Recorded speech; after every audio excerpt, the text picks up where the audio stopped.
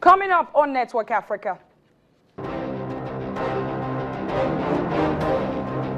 East African countries, Kenya and Uganda step up security in the wake of the Paris attacks.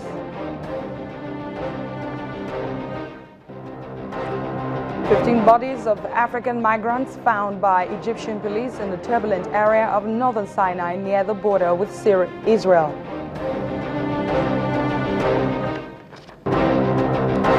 And clashes in the Burundi capital Bujumbura claims 4 lives as insurgents attack the mayor house during a night of violence.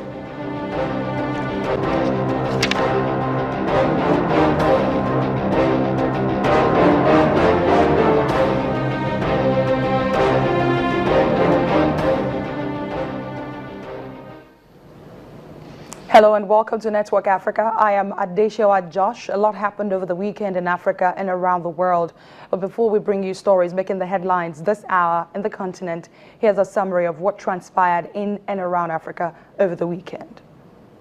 On Saturday, November the 14th, the Pentagon says a U.S. airstrike has targeted the leader of the Islamic State group in Libya, Abu Nabil, and has probably killed him. The Iraqi national was a long-time Al-Qaeda operative. The strike took place late on Friday night and targeted a compound in Derna, Libya. The Pentagon said the strike showed that it will go after IS leaders wherever they operate. News agencies have quoted U.S. officials saying they are confident Nabil was killed. And while the offensive against ISIS intensifies, Nigeria's President Muhammadu Buhari added his voice to the list of world leaders who condemned the Paris attack, which killed 129 people and injured about 350 on Friday night. President Buhari said the people of the Federal Republic of Nigeria commiserate with the families of the victims, even as he condemned the senseless killings. The gunmen and bombers, believed to be Islamic State militants, launched a series of coordinated attacks targeting the Bataclan Theatre during a rock concert, an international soccer match at Stade de France, and a string of restaurants and bars. 7 of the suspected jihadists died while detonating the explosives. Meanwhile, Egypt's Great Giza Pyramids lit up on Sunday, November the 15th, in solidarity with the victims of the attacks in Paris. Antiquities Minister Madou Al-Damati said Egypt will stand against all acts of terrorism. South African athlete Oscar Pistorius has begun serving community service a month after he was released from jail. The Paralympian was granted parole after serving 1 year of his 5-year sentence for killing his girlfriend River Steenkamp in 2013. He must perform community service under the terms of his release. In his first public appearance since then, he reported to a police station in Pretoria on Saturday wearing sunglasses and carrying a backpack. He is serving the rest of his sentence under house arrest at his uncle's home in the city. And now to the business of the day. In the wake of the Paris attacks on Friday night, in which about 5 Africans are believed to have been killed, Kenyan and Ugandan security forces have stepped up security in and around their borders. And this is not unrelated to the fact that both Uganda and Kenya have experienced attacks by the Somalia-based militant Islamist group Al-Shabaab. In April this year, 147 people died when a university campus in the Kenyan town of Garissa was attacked by the militants.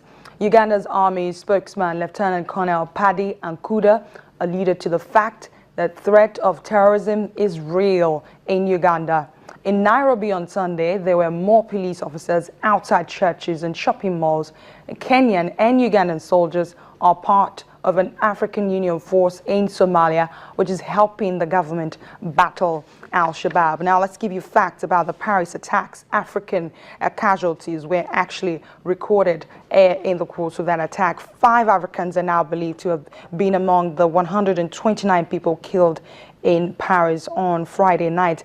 Moroccan architect and teacher Amine Mbombarak, age 29, has been named by the Moroccan Times newspaper as one of those killed at the Carillon bar. 2 Tunisian women, sisters from near Bizerte, aged 34 and 35, were also killed That's according to France's BFM TV. They were celebrating a friend's birthday. And according to APS news agency, 2 Algerians were killed. The victims were a woman aged 40 and a man aged 29. Now, for more on the security before in Uganda and Kenya, I'm now being joined by Joshua Poro. He's a broadcast journalist. He joins me now from Kampala. Thank you so much for making our time to speak to us on Network Africa. You're welcome. Now, do we know if this threat that your country is stepping up security for is a new threat or is just a response to the Paris attack? Well, you know, first of all, we must realize and agree to one fact that so many of these Muslims or people are just hiding behind religion to commit grievous atrocities.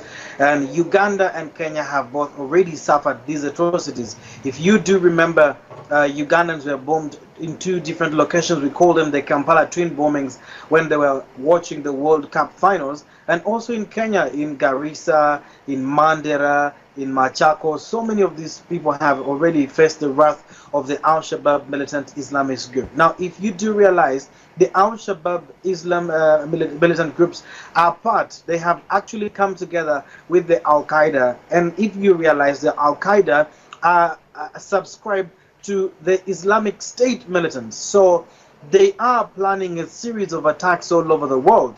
They are planning to attack several European countries. So just as a measure of being careful, we as a country had to put up some security measures, step up our security, step up our vigilance against these militant groups of Al-Shabaab. If you do realize, Ugandan troops and Kenyan troops are fighting the Al-Shabaab in Somalia. And recently, if you do remember, the Al-Shabaab do claim that 50 Ugandan soldiers were murdered in an attack where they actually ambushed the Ugandan camp. However, the Ugandan government did say there are only 19 members of the UPDF or the AMISOM group who were murdered in Somalia. So what we are doing is basically stepping up security just to make sure that we do not experience another imminent attack by the Al-Shabaab. So there is police deployment all over the place. Supermarkets, the checking has actually gone up. In churches, there must be checking. In big restaurants and supermarkets, the checking has gone immensely strong just because we want to avert another attack that could easily occur basing on the fact that the Al-Shabaab militants have actually issued threats to so many countries. Okay, so the easy part is always to put out the more police presence and to make sure that places where a lot of people go to are very secure. But the hard part, supposedly, is intelligence gathering.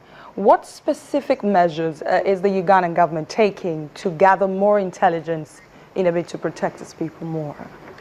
Okay, if you do realize, we have a place in Uganda here called Chisenyi.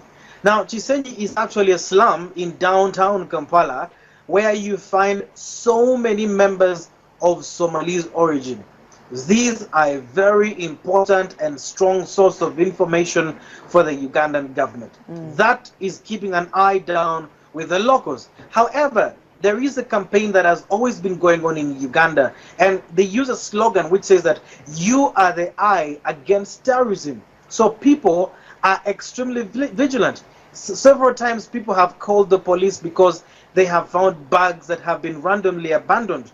So many times people have called the police because they see a woman with masculine features and they look like men who are dressed up in female clothes, and then just to find out they are females. However, we most cases get our intelligence from the U.S. mission here in Kampala. That is the U.S. Embassy in Kampala. They give us lots of intel and lots of information. They always work hand in hand with the government to ensure that we have all the information we need. However, we also have the counter-terrorism unit within the police. These people carry out investigations and find out all the kind of sort of intel that they want. Not forgetting the AMISOM troops in Somalia also try to gather some intel to make sure that we have all the information we need. So if you have all these things, all these people coming together to share their information, share their intel, it's a very, very good way of gathering information. And it's through these ways the U.S. Embassy, the Somalis downtown Kampala, because the government actually gives them refuge here in exchange for information. So if you have all these people coming together, then we have eminent information. We don't even have to struggle with intel. All We right. always have it at a blink of an eye. Let me ask you this last one. Uganda has been quite peaceful since the July 2010 attack in Kampala, where more than 70 people died in a bar and restaurant while watching the World Cup final. What has been the reaction of the public to this new heightened threat alert in your country? If you must agree with me that people of the same race will always care about each other. If you watch CNN has been broadcasting the France thing live from France for the last 3 or 4 days. But they did not do the same when Garissa University was attacked, where over 120 people died. The same number of people who died in France. So many Ugandans are actually saying that, you know what?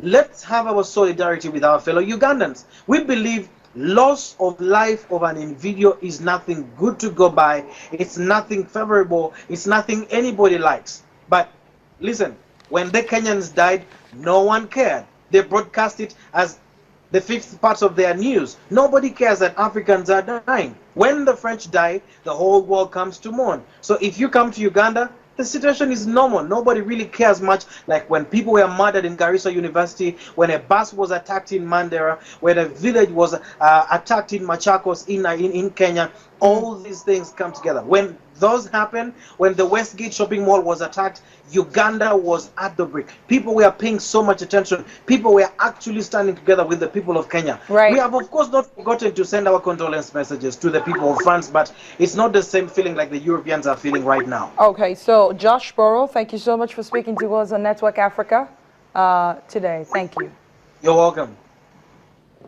Let's take you on a short break on Network Africa. When we come back, I'm going to be asking, why do many Africans go through the horror of migration?